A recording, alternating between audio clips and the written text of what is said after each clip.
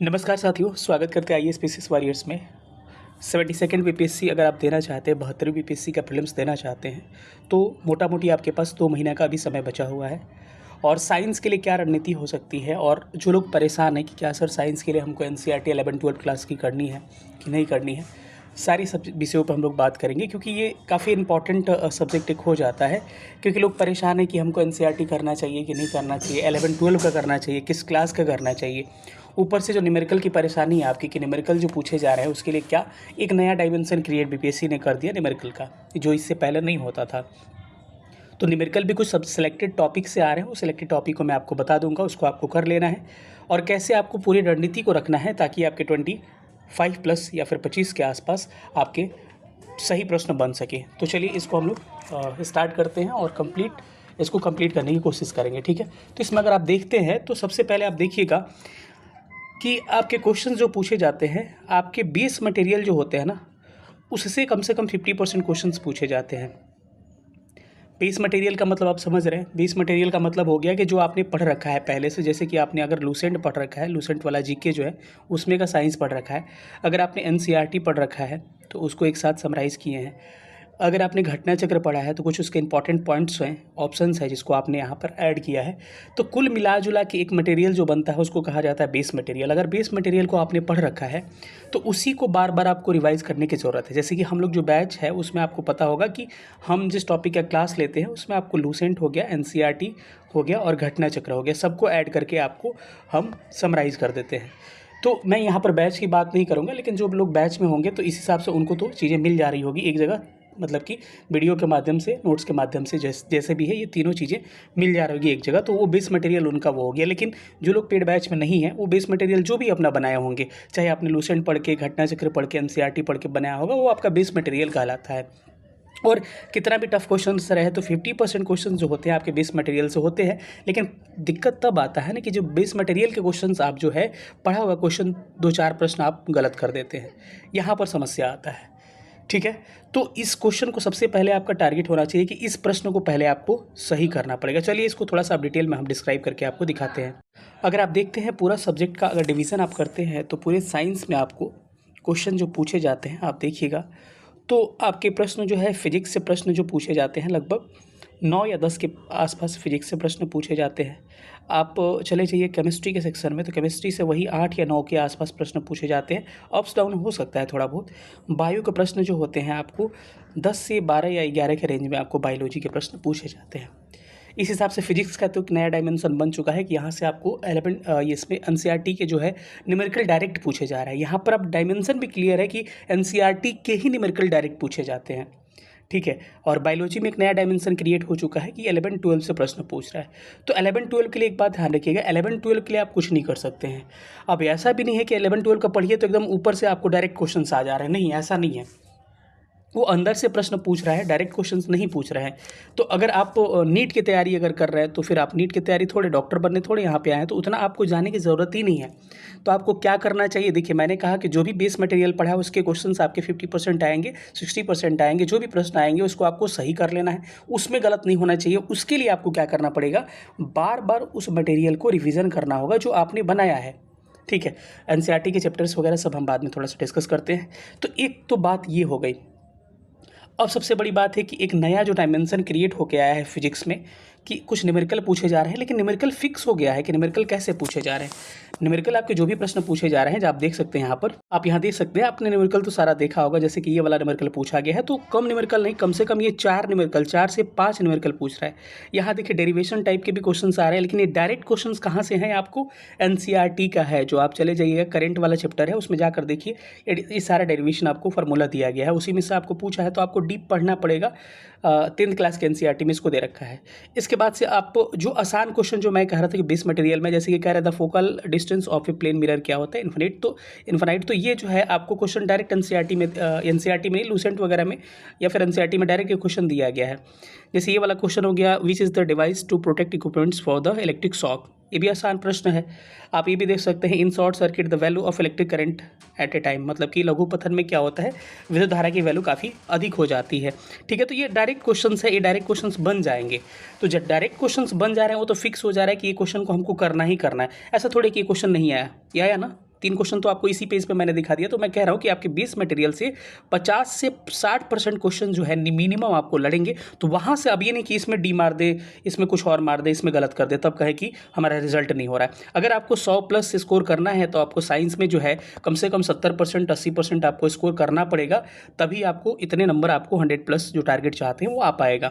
तो यहाँ पर जो मैंने क्वेश्चन देखा आसान क्वेश्चन, ये गलत नहीं होना चाहिए। न्यूमेरिकल का चैप्टर आप देख सकते हैं कि आपको फोर्स लॉ एंड मोशन से पूछा गया है।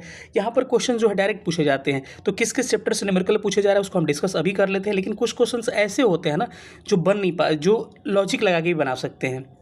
जैसे मैं यहाँ पर बताऊँ आपको कि कुछ चैप्टर का नाम अगर मैं आपको लिख दूँ कि जहाँ से न्यूमेरिकल आपके पूछे जा रहे हैं, तो आप देख सकते हैं कि एक तो फोर्स लॉ एंड मोशन हो गया, बल और गति का नियम हो गया।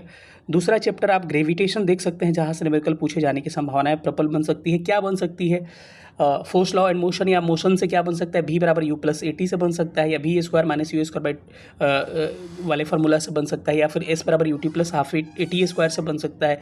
ग्रेविटेशन में चले जाइएगा तो उसी का प्लस माइनस करके g ऐड करके वहाँ से फार्मूला बन सकता है।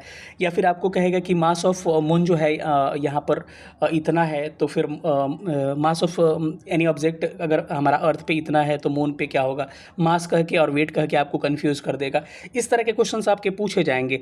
तो ग्रेविटेशन हो गया। तीसरा आपको क्वेश्चन चैप्टर हो सकता है work power energy. Work power energy वाले से आपको सवाल पूछा जा सकता है। आपके डायरेक्ट वहाँ सवाल बन सकते हैं। एनर्जी से सवाल ये बन सकता है कि किसी बल्ब को इतना जलाया जाता है तो कितना वाट का विद्युत की खर्च होगी आपको, या फिर पूछा जा सकता है कितना यूनिट आपका बिजली बिल आएगा। इस तरह के क्वेश्चंस आपके वर्क पावर एनर्जी से पूछे जा सकते हैं। ठीक है, तो आपने 3 चैप्टर आपने देख लिया। मोशन एक हो गया, फोर्स लॉ एंड मोशन हो गया, ग्रेविटेशन हो गया, आप वर्क पावर एनर्जी वाला चैप्टर हो गया। तो यहाँ से निश्चित तौर पर न्यूमेरिकल पूछे जा सकते हैं। एक संभावना बन रहा है कि आपके थोड़े से आप देख लीजिएगा लाइट वाला जो चैप्टर है ना, वहाँ से आप देख लीजिए, एक तो लेंस फार्मूला देख लीजिए और एक कम से कम मिरर फार्मूला देखिए। 1/v + 1/u = 1/f। और यहाँ पर लेंस फार्मूला में जो है आपको 1 ये क्या करिएगा, माइनस लगा लीजिएगा। ठीक है, तो एक तो ये हो गया। हो सकता है कि वहाँ से प्रश्न आपसे पूछे जाए, मैग्नीफिकेशन से प्रश्न पूछा जा सकता है कि आवर्धन जो है क्या होता है, कि कैसे आपको आप क्या करते हैं, h'/h करके कैसे आवर्धन यानी कि मैग्नीफिकेशन कैसे निकालते हैं। या फिर हो सकता है कि आपसे पूछ दिया जाए कि अगर किसी चीज़ का अगर फोकल लेंथ आपको दे रखा है तो बोलेगा कितना पावर, कितना डायऑप्टर पावर होगा, या फिर पावर दे सकता है आपसे, फोकल लेंथ पूछा जा सकता है। इस तरह के प्रश्न आपसे पूछे जा सकते हैं। तो आसान कम से कम ऊपर आपको थोड़ा सा कंसेप्ट आपको देख लेना है। ठीक है, अगर आप चले जाए इलेक्ट्रिसिटी में, तो इलेक्ट्रिसिटी में भी आपके न्यूमेरिकल पूछे जा सकते हैं। जैसे कि आपने पढ़ा होगा PVI का फार्मूला पढ़ा होगा, उसको वहाँ से प्रश्न आपसे पूछे जा सकते हैं। या फिर आपसे पूछा जा सकता है कि आप Q/T बराबर क्या होता है, करंट होता है, तो I = Q/T जो होता है, यहाँ से न्यूमेरिकल पूछा जा सकता है कि आपको चार्ज दिया गया है और टाइम दिया गया है, तो कैसे आप क्या करिएगा, विद्युत धारा इलेक्ट्रिसिटी को कैसे फाइंड करिएगा। यहाँ से चार्ज पूछा जा सकता है, आपको इलेक्ट्रिसिटी दिया जा सकता है। आप चले जाइए सीरीज और पैरेलल से जो प्रश्न पूछे जाते हैं, 1/R1 + 1/R2 इस तरह से करके आपके प्रश्न पूछे जा सकते हैं। फिर R1 + R2 से प्रश्न पूछे जा सकते हैं। यहाँ पर रेसिस्टेंस दे दिया जाएगा, V = IR जो फार्मूला ओम्स लॉ होता है, यहाँ से प्रश्न पूछे जा सकते हैं कि आपको वोल्टेज दे देगा, आपको करंट दे देगा, कहेगा क्या फाइंड करिए, रेसिस्टेंस फाइंड करिए। तो ये प्रश्न पूछे जा सकते हैं। तो बस फार्मूला वगैरह याद रहेगा तो डायरेक्ट आप क्वेश्चंस को क्या कर सकते हैं, सॉल्व कर सकते हैं। तो इन सब चैप्टर्स को आप थोड़ा सा अच्छे से देख लीजिए। 10th क्लास का मैंने 2 चैप्टर बताया, इलेक्ट्रिसिटी बताया, लाइट बताया। और आप चले आइए 9th क्लास में, तो 9th क्लास में आपको बताया एक तो मोशन वाला चैप्टर हो गया, और मोशन के बाद से दूसरा है फोर्स लॉ एंड मोशन हो गया, तीसरा ग्रेविटेशन हो गया, चौथा आपको वर्क पावर एनर्जी वाला चैप्टर हो गया।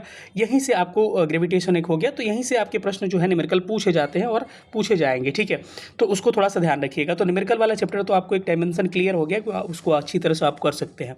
ठीक है, तो फिजिक्स का एक डायमेंशन हमने क्लियर कर दिया।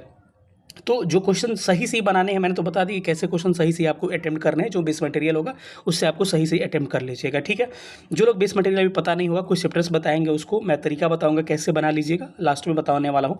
अब जो है ऐसे जब प्रश्न न्यूमेरिकल वगैरह अगर आप सॉल्व कर लेते हैं, या आप बेसिक क्वेश्चन आपने जो अपने नोट से पढ़ा है बार आसान वाले क्वेश्चन सॉल्व कर लेते हैं, तो कुछ क्वेश्चन ऐसे जो होते हैं अप्लाइड होते हैं और आपके उसी में आंसर छुपे होते हैं।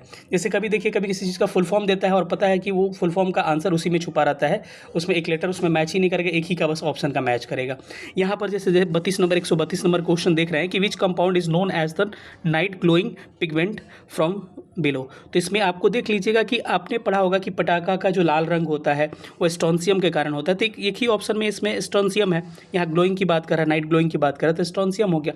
बेरियम जो होगा आप ग्रीन कलर की बात करते हैं तो उस तरह से, तो यहाँ पे आंसर यहीं पे छुपा है। तो इस सारे क्वेश्चंस को आप क्या कर सकते हैं, एलिमिनेट करके बना सकते हैं। ठीक है, ये सारे प्रश्न हो गए, ये प्रश्न बनने वाले नहीं हैं। अगर आप एलिमिनेट कर सकते हैं, आप 11-12 की चीज़ें पढ़ रखे हैं तो आप बना सकते हैं, नहीं तो ये इन सब प्रश्नों के चक्कर में पढ़ने की कोई बात नहीं है। ऊपर से प्रश्न नहीं है, आपको अच्छे खासे नॉलेज होंगे तभी से ऐसे प्रश्नों को सॉल्व करेगा, तो इसके पीछे नहीं भागना है। तो इसीलिए मैं कह रहा हूँ कि अगर 12 से अगर 5 प्रश्न पूछे जा रहा है, उस 5 प्रश्न के पीछे भागिएगा तो उस 5 प्रश्न में से 1-2 क्वेश्चन तो आप कर ही सकते हैं दाएं बाएं करके, मतलब एलिमिनेशन करके या फिर कोई तरीका करके। एलिमिनेशन का मैं लास्ट में एक वीडियो अपलोड करूंगा, अभी से नहीं, थोड़ा सा लास्ट में जब एग्जाम पास आ जाए, तो काफ़ी अच्छा तरीका एलिमिनेशन का होता है। ठीक है, आप लोग कमेंट बॉक्स में बताइएगा अगर वैसे आपके वीडियो चाहिए तो। ठीक है, तो 1-2 क्वेश्चन तो आप इसमें सॉल्व कर लीजिएगा। तो 12 क्लास के एनसीईआरटी के पीछे आपको नहीं भागना है। ठीक है, तो इतनी सारी आपको चीज़ें हो गई। मैंने क्या कहा कि एक तो आपको बेस मटेरियल पढ़ लेना है, कैसे बेस मटेरियल पढ़ना है और कैसे बनाना है तो मैं बता दूंगा जिन्होंने नहीं बनाया होगा। तो पहला चीज़ तो ये हो गया। दूसरा चीज़ मैंने कहा कि एक न्यूमेरिकल के पार्ट जनरेट हो रहा है, उसको आपको अच्छे से कर लेना है। तीसरा चीज़ मैं वही कह रहा हूँ कि तीसरा चीज़ आपको कि जो भी प्रश्न आ रहे हैं तो एलिमिनेशन प्रोसेस आपको अपनाने पड़ेंगे। ठीक है, तो ये सारे तरीके आप करके जो चौथा प्रोसेस है, जो टफ क्वेश्चन है उस पर ज़्यादा दिमाग लगाने की ज़रूरत नहीं है। अगर बना तो ठीक है, नहीं तो उसको छोड़ने में भलाई है। ठीक है, तो ज़्यादा इसमें दिमाग लगाने की ज़रूरत नहीं है। ठीक है, तो ये सारी चीज़ें हो गई। अब जो हो गया, मैं कह रहा हूँ कि कुछ बेस मटेरियल की बात करें तो बेस मटेरियल आप कैसे बनाइएगा।